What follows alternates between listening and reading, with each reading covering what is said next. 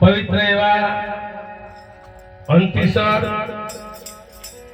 વાટાના મુવાડા શ્રી ગોહિલ પરિવારની અંદર હેમેન્દ્રસિંહજી વદનસિંહજીના પવિત્ર વગણે રાજ રાજેશ્વર રામજીજી ભગવાનનો પાઠ અમારા હેમેન્દ્રસિંહજી જ્યારે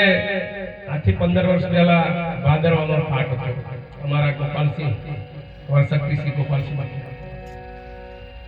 કેવા મહેમાન ગતિ આયા અને તે વખતે ભગવાનને પાઠ પ્રાર્થના કરેલી કે મારા 50 વર્ષની ઉંમર સુધીમાં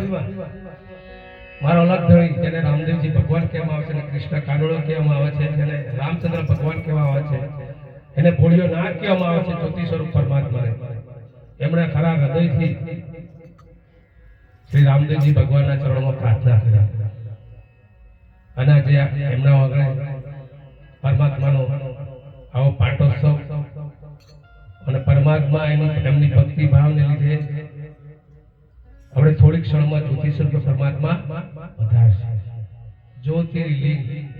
શિવનું સ્વરૂપ શું છે? જ્યોતિર્લિંગ. લિંગ એટલે પ્રતીક, જ્યોતનું પ્રતીક ને શિવલિંગ કહેવામાં. આ પોતે શિવ પરમાત્મા કો બ્રહ્માજી કો કૃષ્ણ રામચંદ્ર કો જ્યોતિ સ્વરૂપ પરમાત્માનું એક જ સ્વરૂપ છે. ગીતાજીની અંદર કૃષ્ણ પરમાત્માએ કહ્યું છે પોતે કે હે અર્જુન તને જે જે દેખાય છે બધું હું છું. પરમાત્માના અસંખ્ય સ્વરૂપો છે, જેવા જેવા અવતાર ધારણ કર્યા એવી એમની શક્તિ છે. અહીંયા પેલા પાઠ પેલા મારા અહીં પધરામણી થાય છે પાઠ બેઠા કારણ કે બધું આયોજનની સમજણ પાડી પડે, ઘરધણીને કોઈ તકલીફ ના પડે તે વ્યવસ્થા કરી આપવામાં આવે. એમાં અમારા ગંજામજીના અમારા હેમચંદ્રસિંહજીના પરિવારમાં કુટુંબીજનમાં શ્રી મયુરસિંહને ઢોલાજી કહેવામાં આવે છે તથા અમારા નરેન્દ્રસિંહજી પણ અને ઘનશ્યામસિંહજી પણ કૃષ્ણ ભક્તિમાં એટલા તરબોળ થઈ ગયા કે ઘનશ્યામભાઈ એટલા તરબોળ થઈ જાય અગર આવે મને આનંદ થાય.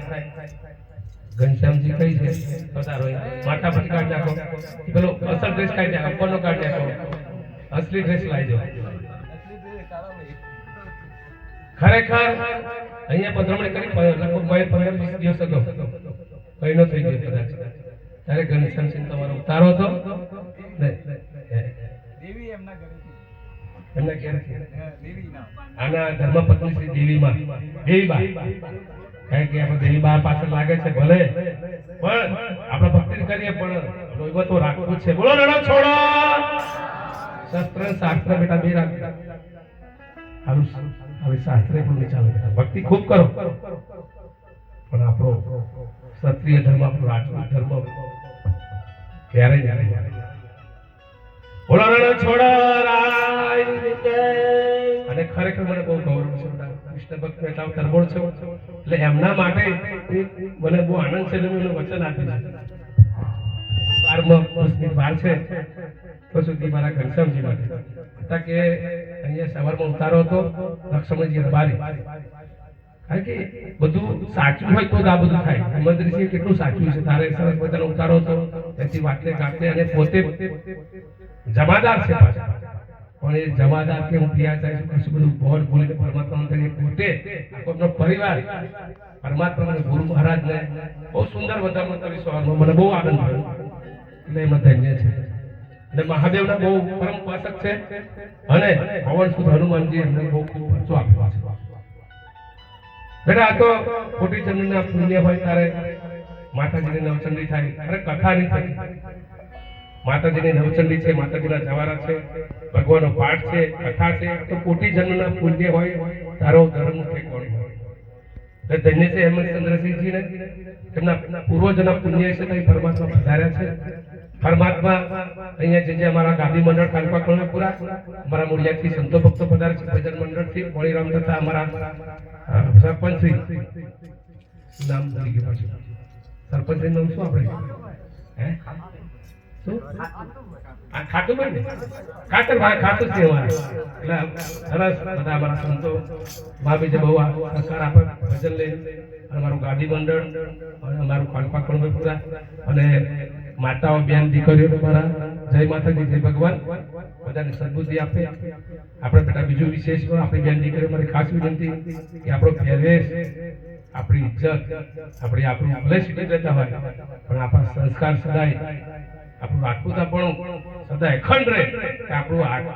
અત્યાર સુધીની જવાબદારી ભારતમાં જ્યારે જ્યારે મુશ્કેલી આવી ત્યારે ભારતની આપણી સંસ્કૃતિ નારી આગળ થાય છે એટલે બેટા ખાસ વારી તમે તો આખું જગતનો આધાર છો એટલે સારા સંસ્કાર આપણા સંસ્કારો સારા જ છે અને એનો કોઈ દિવસ ખોટો ના આવે એનું ખાસ ધ્યાન રાખવાનું બોલો રેલો છોડો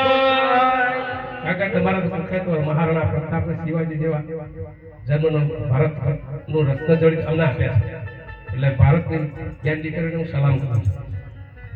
હવે મારા ઘનશ્યામજીને